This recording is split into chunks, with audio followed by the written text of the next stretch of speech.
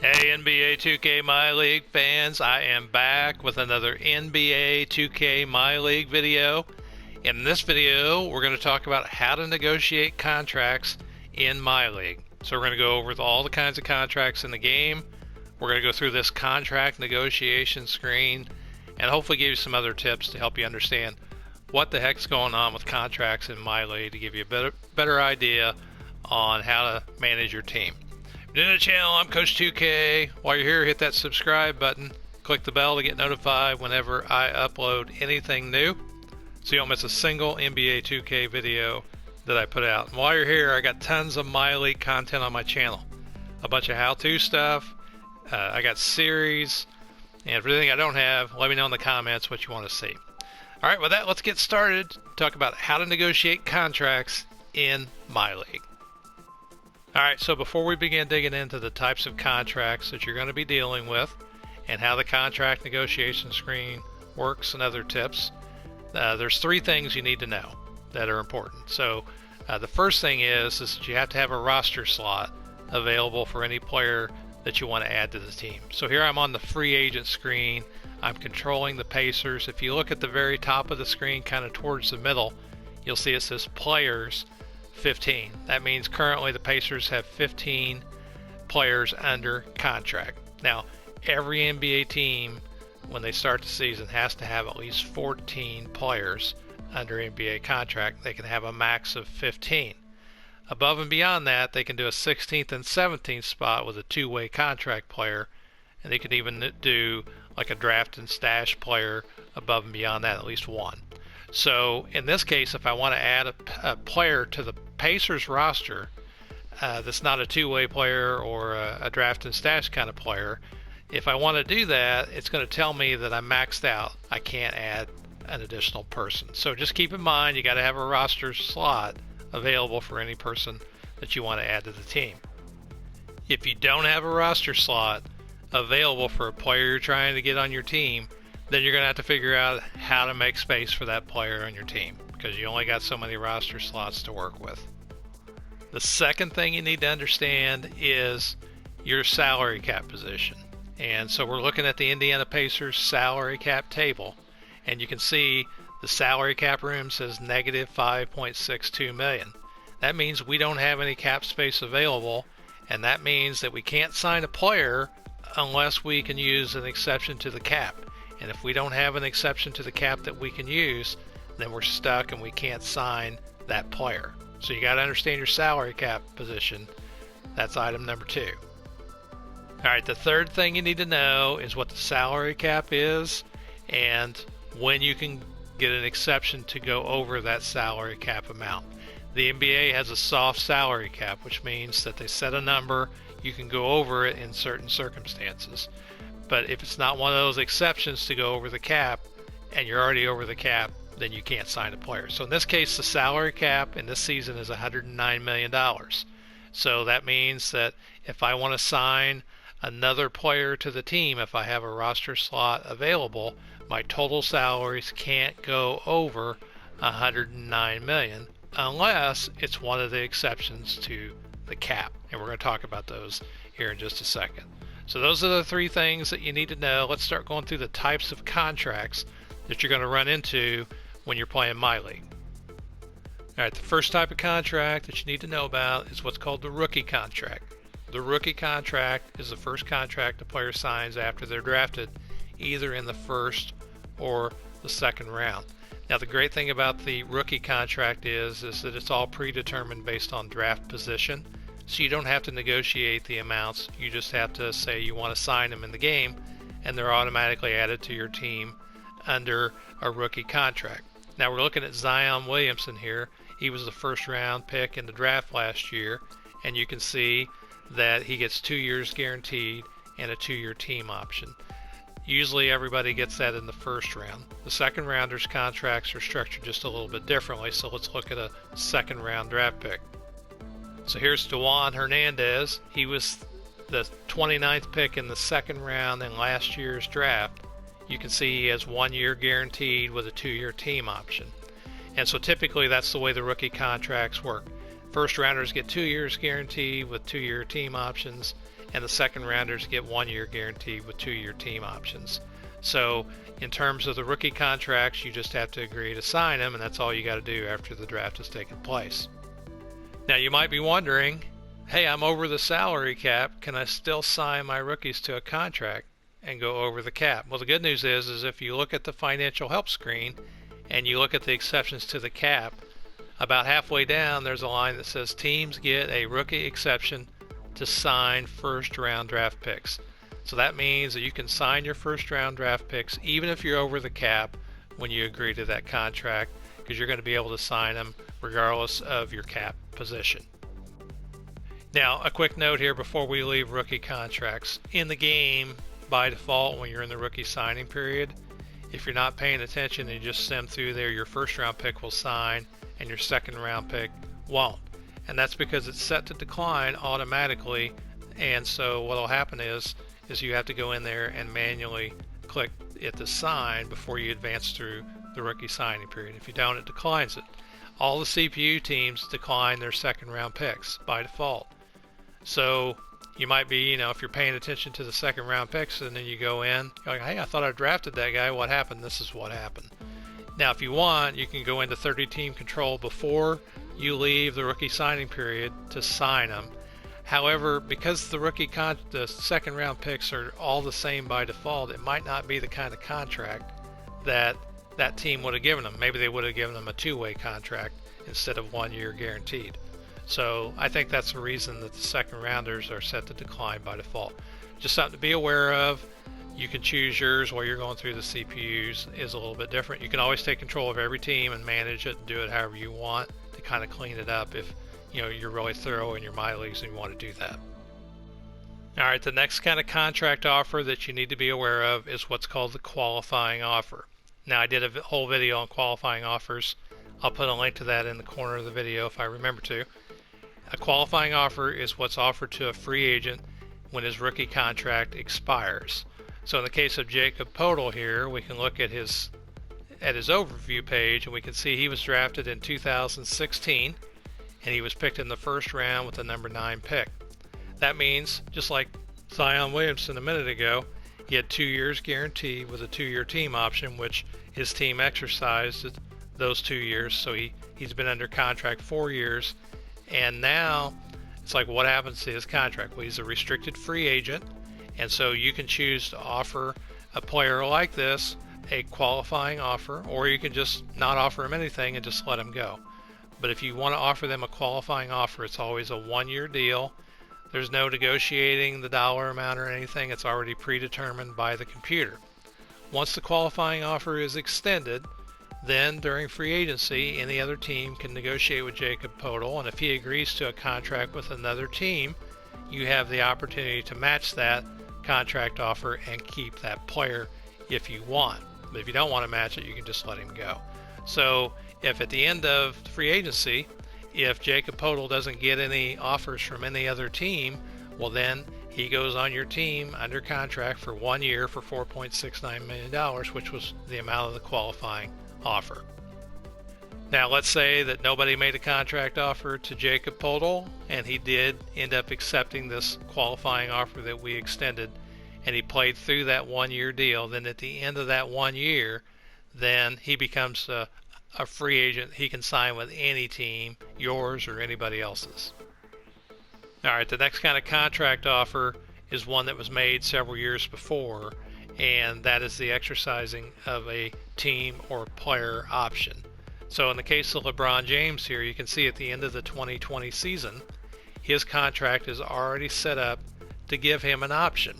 He can either decide to take $41 as a player option and continue to play with the Lakers, or before the 2020 season, he can decide not to exercise that player option and go sign with another team.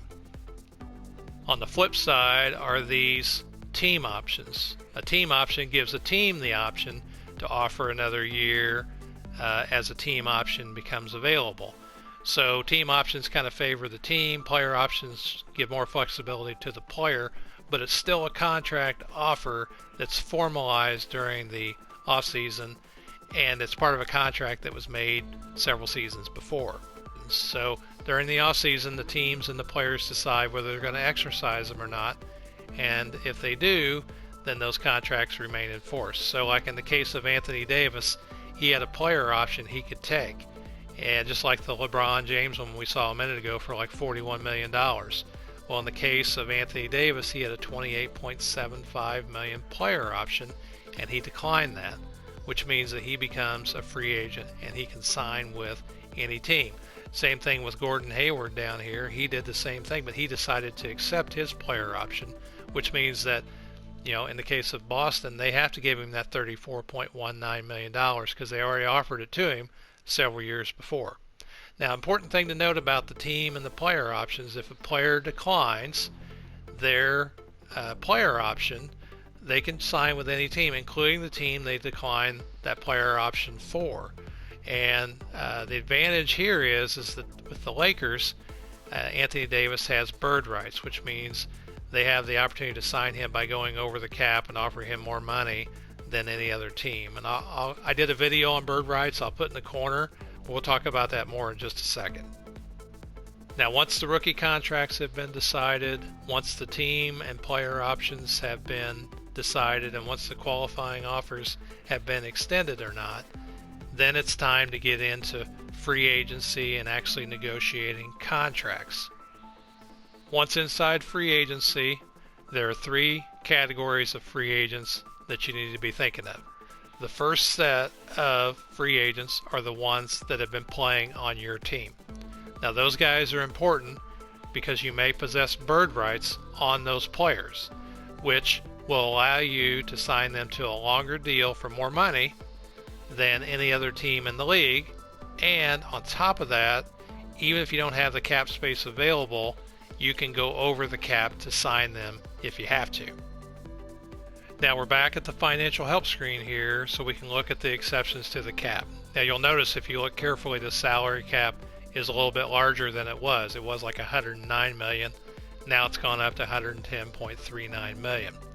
And so if you look below that, you'll see the exceptions to the cap again, and you'll see the very first one there, teams gain the bird rights exception for a player if that player has played 3 or more seasons for the same team. And so what this means is that if you want to sign a player who was a free agent who had just played on your team and you have bird rights on them, that means you can go over the cap to sign them, which is a big deal. Now here's a look at Anthony Davis's contract before the season began, and so he earned $27.09 million, and then in the offseason, like we were talking about, he declined that player option for $28.75 million. But if you look over to the left, you'll see it says bird years. It says bird years 7, and it says 3 bird years are required before a team can go over the salary cap to re-sign a player. And that's why it says here under the Lakers free agent screen, bird with Anthony Davis, yes, because they have a bird rights exception to the cap to sign Anthony Davis. So that's the first category of free agents, are the free agents that have been playing on your team and how bird rights come into play. Now the second category of free agents are the free agents that played on somebody else's team. Now notice here I'm still controlling the Lakers and I'm looking at Andre Drummond. If I want to negotiate a contract with him, you'll notice that I don't have any bird rights exception, and he wants like $29.78 million in annual salary. So if he wants to sign a contract with the Lakers, I have to have that much money available underneath the cap in order to sign him to a contract. So you can see here, if I want to negotiate a contract with him, that the salary amount is in purple. And when it's in purple like that, that means it's going to put me over the cap and I can't do it. You'll see the cap room is negative $4.37 million there. So in Drummond's case, I don't have the money to do it, so I can't sign him.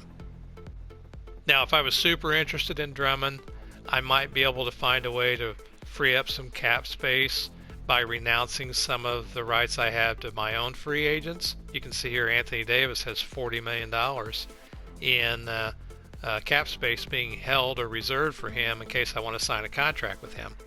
But if I release that and renounce the rights to Davis, well, then I'd have the money to sign Drummond. So you have to make these decisions and kind of figure out what you want to do. You don't want to renounce the rights to players you want to re-sign because you got those bird years potentially out there that you could use. Now, the third category of free agents are free agents who played for another team, but they're coming off their rookie contract. And those guys are restricted free agents, and that's an important distinction. A good example of a restricted free agent is Jacob Poeltl. And in Jacob Poeltl's case, he just came off his rookie contract, and the Spurs extended him a qualifying offer. And what that does, that protects the Spurs. So if I'm the Lakers and I decide to offer a contract to Jacob Poeltl and he accepts, then the Spurs have the option to match that offer, and then they would get him even though I came to terms with him. You'll notice too that the Spurs here, I'm on the Spurs team page now, they have bird rights. So that means they could even go over the cap to make sure they can match that offer and not lose Poeltl if he was really important. Alright, so let's mess around with the contract negotiation screen, starting with DeMar DeRozan. Now DeMar DeRozan's on the Spurs, and I'm controlling the Spurs right now. And you'll notice under the bird rights column, it says yes. That means the Spurs have bird rights. So right away I know that as the Spurs, I can offer him a contract even if I don't have the cap space to do it. I can offer him more money than any other team in the league that doesn't have bird rights, and I can offer him a longer deal. Alright, so now we're in the contract negotiation screen for DeMar DeRozan, and it's kind of pre-populated a deal when you pop it up. Contract, bird plus 8%. And I want to walk through kind of how this contract works so that you can see what's going on here. Alright, the first thing I want to point out about this contract is that it's a bird contract. And a bird contract can only be offered to players that you have bird rights to.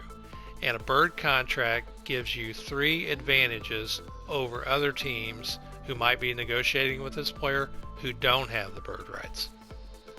The first advantage that you have over the other teams that don't have the bird rights is that it's an exception to the cap. So you can go over the cap to re-sign one of your own free agents, where teams that don't have the bird rights have to have the cap space available.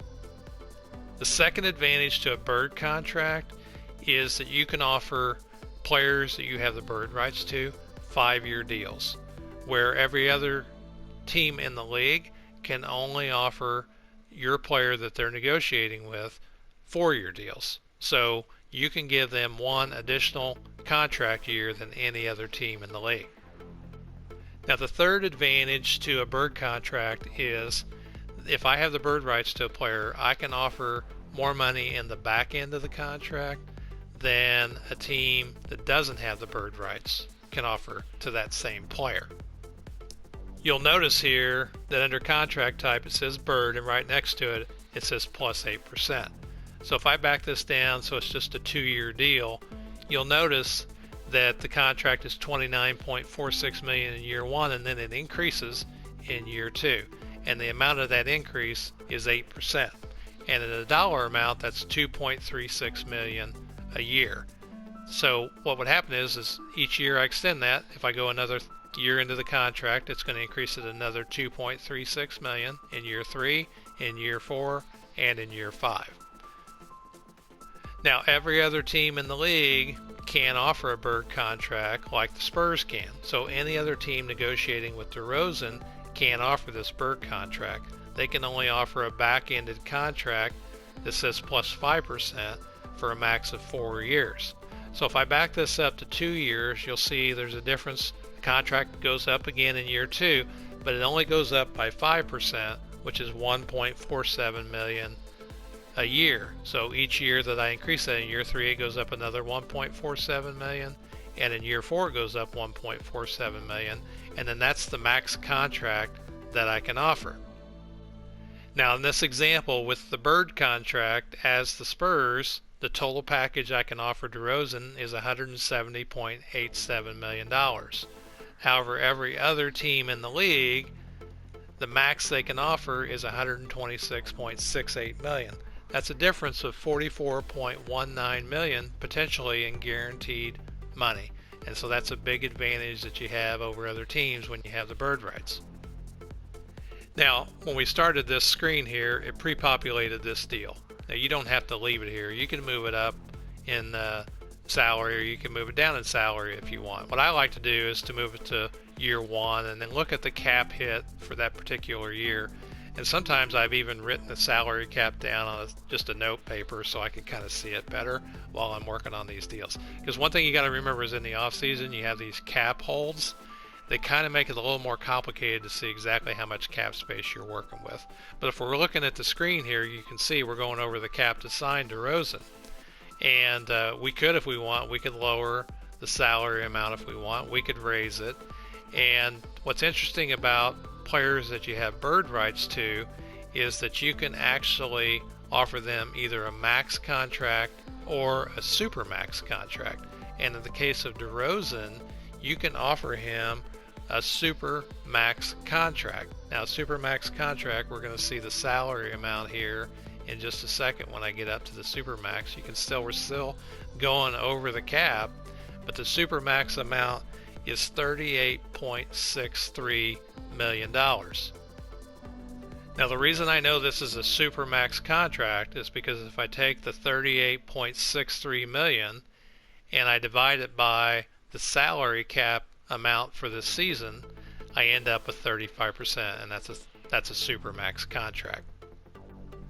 Now, if you offer a super max contract to one of your players that you have the bird rights to, it's going to be very difficult for any other team in the league to match that, because remember, they got to have that money available under the cap because they don't have the bird rights. Now, I'm not saying you should offer a super max contract to your players, but I wanted you to see that they're available and also how to calculate it. Now, I've switched over to now I'm the Lakers and I'm negotiating with Anthony Davis. And I went in, I did the same thing with Anthony Davis in terms of trying to figure out what the max contract I could sign Anthony Davis to.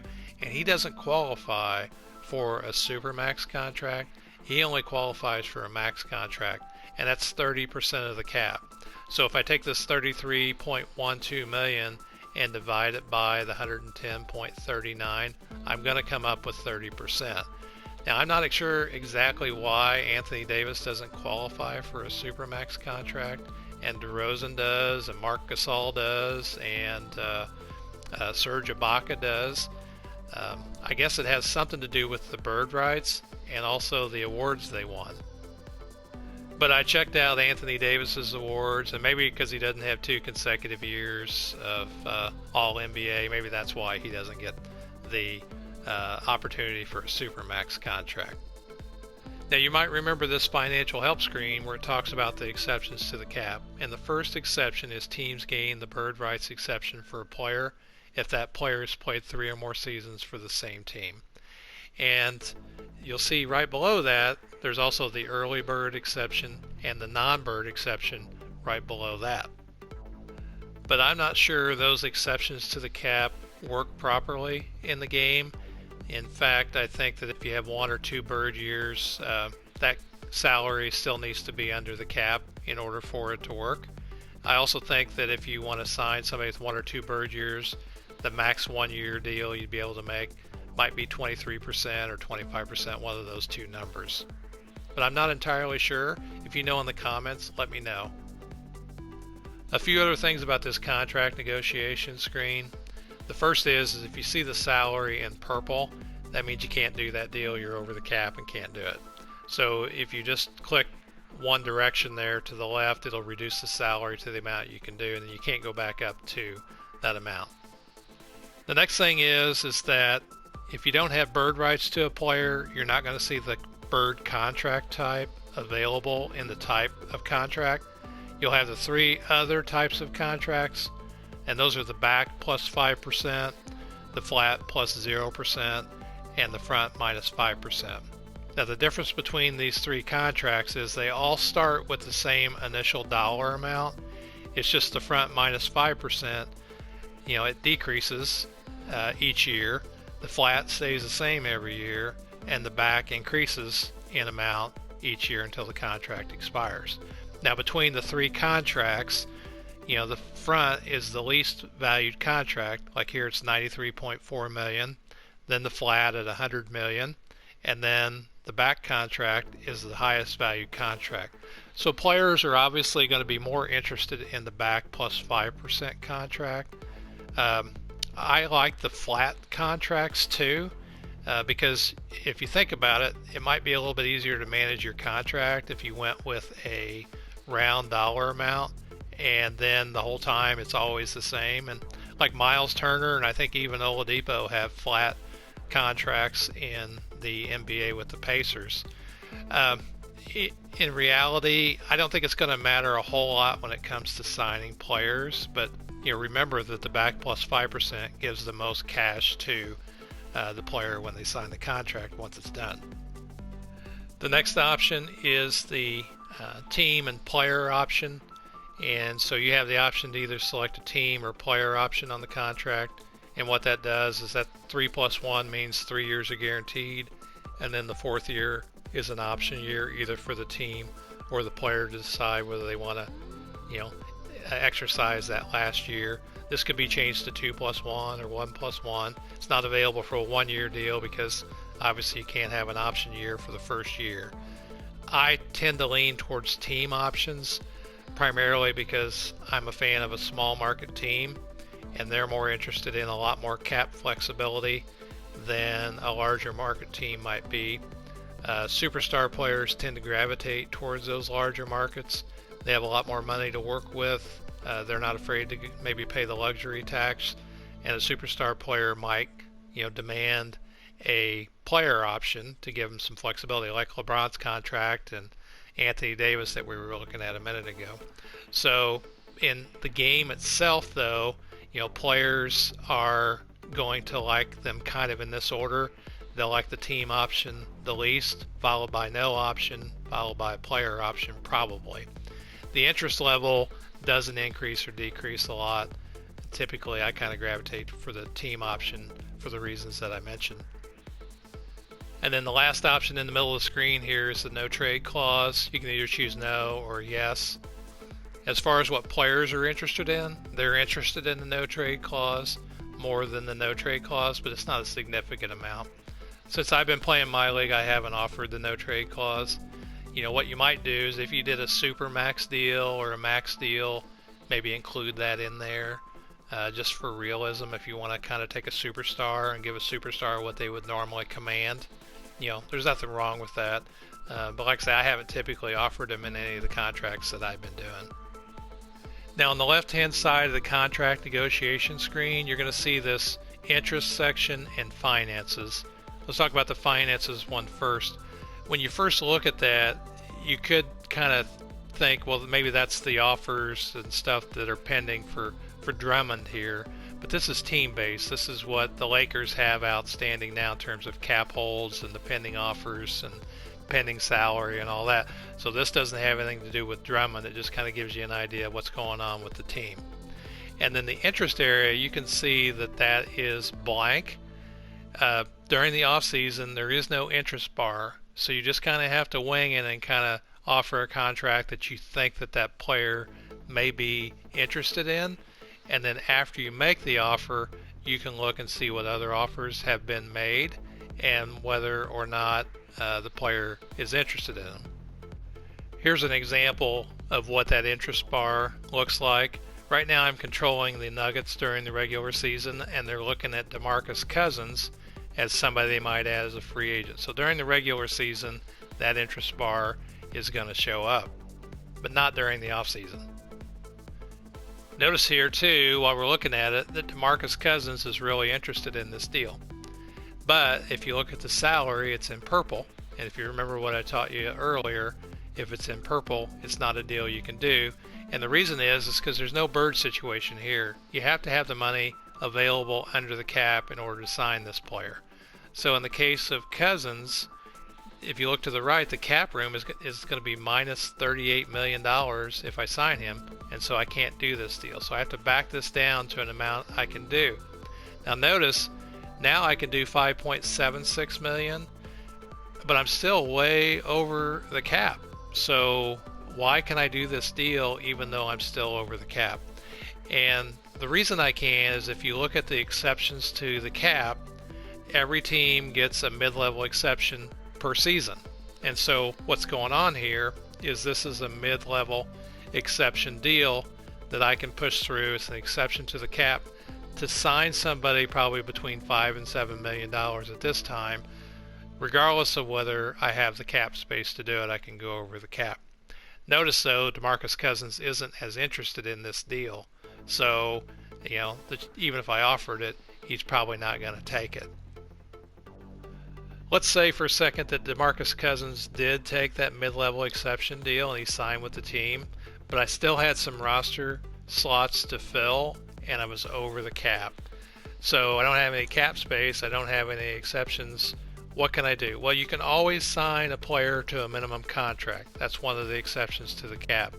So if you find you're in a situation where you don't have any cap space but you still need roster slots filled, then what you can do is go to free agency, find the player you want, and set the salary to minimum. And even though I'm over the cap here, $21 million, I could still sign this guy to the league minimum. Another thing I could do is if I have all my roster slots filled, then I can always pick up 2 additional players. The 16th and 17th roster positions can be two-way contracts, and those don't count against your cap, and those guys can play in the NBA for up to 45 days without you having to offer them a contract. Now, you can do that for guys that have been in the league for 4 years or under, and it's before January 15th, I think. After January 15th, you can't do two-way contracts anymore, but you could do 10-day contracts if you needed to. Now, a minute ago, we were talking about how the interest bar does not show in the off-season when you're modifying your contract offer, so you don't know for sure whether or not the player is interested in the deal you're putting together. One thing you can do in the free agency during the off-season is you can view offers and you can see what kind of offers are out there. And you can see that most of the offers here, or all the offers that Anthony Davis has been offered, they're all one-year deals. Maybe nobody has the cap space, or they just can't make him an offer. So none of these deals he's really that interested in. So we probably wouldn't have to offer him like a max contract to get him to sign. So like this isn't a max contract, so I wouldn't see why I would need to go up to a max contract to get him to sign, since there's nobody else that could really sign him. I could probably even make it less, but I'm going to go ahead and make this offer to him, and then we'll look at the interest level of the offers, and you can see he's 100% interested in that offer. So I probably could have got him for less, but sometimes that's not the goal of your MyLeague. You want to get guys for stuff that you want to reward them basically for their play. That's kind of how that might work. Alright, so that's a good overview of kind of the mechanics and everything you kind of need to know about contract negotiation in MyLeague. There's a lot of strategy involved in, free agency, and a lot of it depends on what kind of team you're trying to build. And that's why I've been doing these MyLeague series on my channel too, to kind of give you some insight into kind of how to approach that stuff. And I still make mistakes, and really what I suggest you do is just go in and start working with some MyLeague files and going through the off season multiple times until you learn the process, and you'll find that you'll make mistakes here and there. Like I just made a mistake in my last MyLeague series with my Pacers rebuild, where I'm trying to get hometown players, and I lost the guy that I had on a draft and stash because I accidentally renounced his rights. And same thing with Cody Zeller. I had him on the team, but I renounced his rights by mistake. So don't let that stuff bother you. Just kind of work through it and do the best you can. So I hope all that helps you out. Let me know in the comments if you got anything that you'd suggest that I didn't mention, any tips that you use when you go in to free agency and your contract negotiation strategy and what you like to do. All right, in the meantime, I'm Coach 2K. I'll see you on the court in the next video. Thanks for watching.